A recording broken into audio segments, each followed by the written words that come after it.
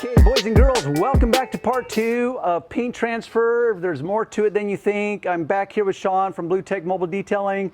I've actually got my customer standing behind the scenes, Ken, who we are working on his vehicle. He's the proud owner of this yellow Hummer. We had some paint transfer, and if you don't know what we're talking about, see part 1. At this point, because we removed it, so Ken, and it's probably not going to pick up the audio from you, but from your eyes, which you're back there. In fact, you can come, if you don't mind being on camera, you can come and take a look. Okay. See, that's what most customers like. No. Does it look like we have perfection from your eyes over there? Oh, it looks beautiful. Perfect. Yeah, perfect, beautiful, in case it didn't pick up on the mics, because Sean and I both have mics attached to our collar. So he said beautiful, perfect. And that's why I said for 99% of the customers, you're done. It couldn't be that straightforward if you know what you're doing. But if it's not, and now it's like, now I know I want to take it to that next level of perfection, which is where my magnifying readers come in. That's where you introduce the world of buffers. Now, this is not intended to be a comprehensive video on buffers. What I have is the Milwaukee cordless rotary. For many of you guys, that will scare the piss out of you because, oh, rotaries, that's the kind of buffer that burns paint or burns edges or leaves buffer trails or buffer tracks or holograms, fill in the blank. Well, I got some really good news for you guys. It doesn't have to be that way. You know why? Because they have these really cool things called a speed dial setting and a soft start trigger. So you remain in control. Now, this particular buffer will dial down to 800 RPMs. If that sounds like a lot to you, it's just due to inexperience. 800 RPMs is very low. I could blindfoldedly, I think I got that tense correctly. Man, I hate the English language. So I could hold this buffer and close my eyes and polish on this fender and know that I would be safe to a degree, blindfolded or with my eyes shut, because I've dialed it down to such a low RPM. It also dials up all the way to 2000 RPMs, which would make it a little unsafer in some of your person's hands or more effective in a skilled person's hands. So for this demonstration, for all you beginners out there that want to enter this world, I'm simply going to dial it down. And you'll notice that I have what's called a wool cutting pad. This is the most aggressive pad that they make. Now, once again, I remain in control. It has to do with speed setting, pressure, duration, as in how long do I sit and work on that spot, the product that I choose. So there's so many variables that are involved, and this is where experience comes in. Now, because these abrasions are so minimal, I don't need to start with this pad. I know I can achieve the results, but that's because I have a lot of experience. So for you inexperienced people, what I would recommend is that you change to what's called a foam pad. Now, despite foam pads as being paraded around as the safer choice, they in fact do represent certain risks that a wool pad will not. Of course, I haven't seen a video that discusses those risks, but trust me, there's risks.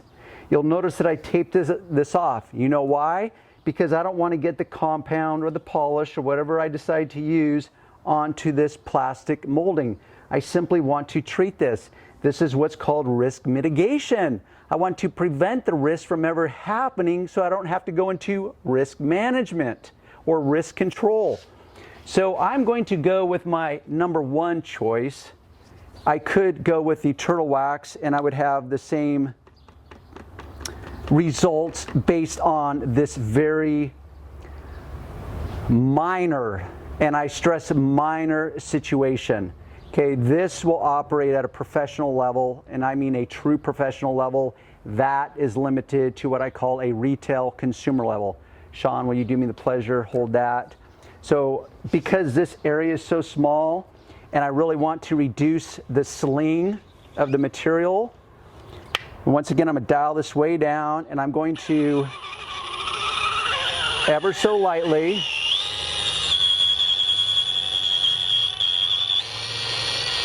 Now I don't know how much of this noise is picking up for you guys, but that is very quiet and it's a very low RPM.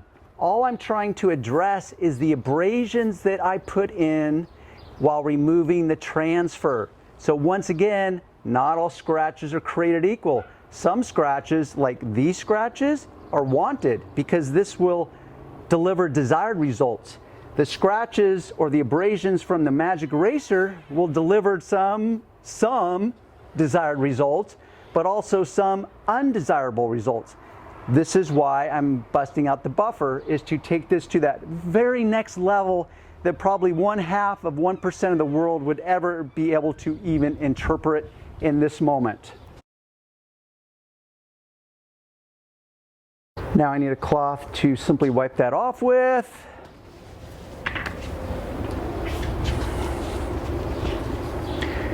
This is a highly stained cloth. It's not because it's saturated with dirt. It's just been used enough times. And once again, this is not a moment that I need to overthink. So all you keyboard jockeys, by all means, it's clean. Bring on I just recently washed it. So this is where I'm going to bust out. Did you happen to notice this? No. It's a little like transfer of some kind. I see. Because I'm doing a fingernail test and I feel no edge to it, that tells me that the scratch is either so fine that even my fingernail will not pick up on it, or that it's a different type of transfer. I'm going to guess that it's a different type of transfer. So what I'm going to do, since we're here in the moment, let me do a close-up. Let me see if I can capture it. You can. It's black. Yeah. So it should be easy. The one that's hard because it's white. Harder. Sean, will you point to that just so I can pick it up? Okay, right there, there's a black. Okay, thank you. So what I'm gonna do is just put, here.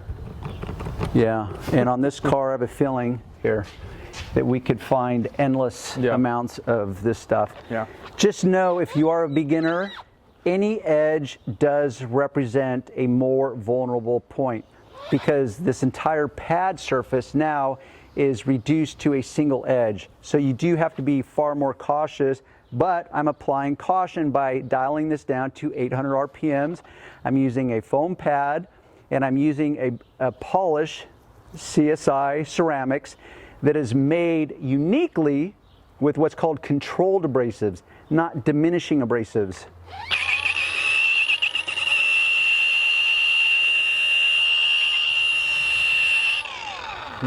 Voila! And how simple was that?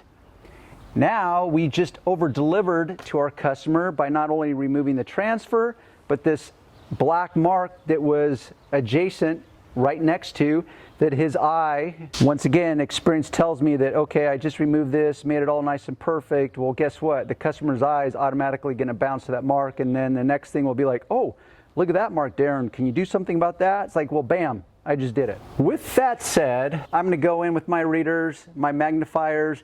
I'm going to scrutinize this to a degree that no unaided eye would be able to do, and this looks flawless, especially in direct sunlight. I can now remove my tape. I practice safe polishing, which I always recommend, and we have perfection, and I know I'm going to have one seriously, or Sean is going to have one seriously happy customer. And by the way, let me get that noise out of the way. That's one of the benefits of being mentored by me is, how did you get this job? By you. By me. So in me paying it forward, it's like, hey, guess what? And this is really no sales pitch because I don't make money on mentoring. No. Is that I pay it forward and try to return the favor. It's like, hey, Sean, let me kick business your way. That's just a little added caveat just to refine or clarify for people out there the kind of stages of, consulting, being a student, being a mentorship program. Anyhow, so Sean's an easy find, Blue Tech, mobile detailing. You're on all social media. Yep. I'm an easy find. You know why? Because somehow you found me, and here you are. So till next time, boys and girls, we'll see you then.